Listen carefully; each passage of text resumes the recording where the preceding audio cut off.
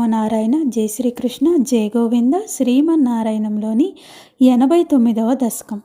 रमा जाने जाने यदिह तव भक्तेषु विभवो न सम्पद्यः सद्यस्तदिह मदकृत्वा दशमिनां प्रशान्तिं कृत्यैव प्रदिशसि ततः काममखिलं प्रशान्तेषु क्षिप्रं न खलु भवदीयेच्युतिकथा।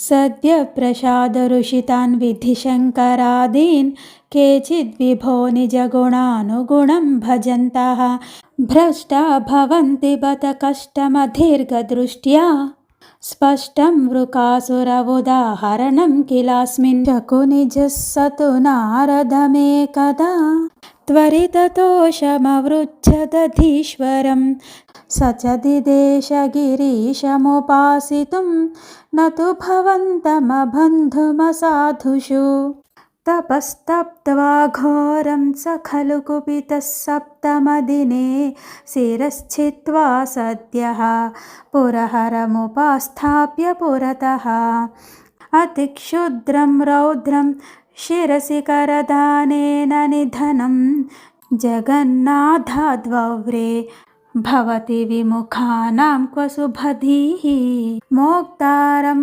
बन्धमुक्तो हरिणपतिरिवा प्राद्रवत्सोऽधरुद्रं दैत्याद्भीत्यास्मदेवो दिशि दिशि वलते पृष्ठतो दत्तदृष्टिः तूष्णीके सर्वलोके तव पदमधिरोक्ष्यतम् उद्वीक्ष्य सर्वं दूरादेवग्रतस्त्वं पटुवटुवपुषा तस्थिषे दानवाया भद्रं ते शाकुनेय भ्रमसि किमधुना त्वं पिशाचस्य वाचा देहश्चेन्मदुक्तौ तव किमुना करोष्यङ्गुलीमङ्गमौलौ इत्थं तद्वाक्यमूढः शिरसि कृतकरः गोपतश्छिन्नपातं भ्रंशो ह्येवं परोपासितुरपि च गतिः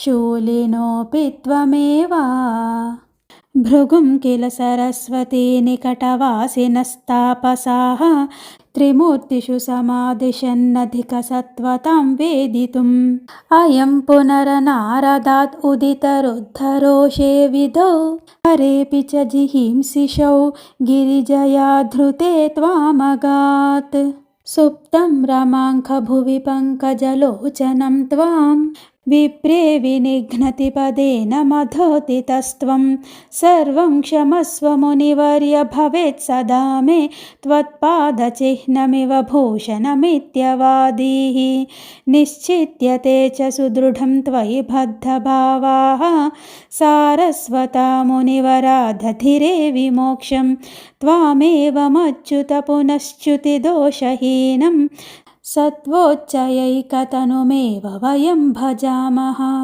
जगत्सृष्ट्वौधौ त्वां निगमनिवहैर्वन्दिभिरिव स्तुतं विष्णो सच्चित्पुरमरसनिर्द्वैतवपुषं परात्मानं भूमन् पशुपवनिता भाग्यनिवहं परितापश्रान्त्यै पवनपुरवासिन् परिभजे।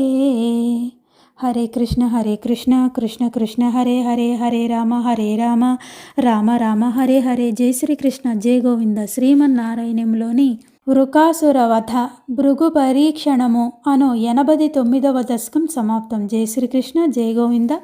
ఓం నమో నారాయణ. జై శ్రీరామ్.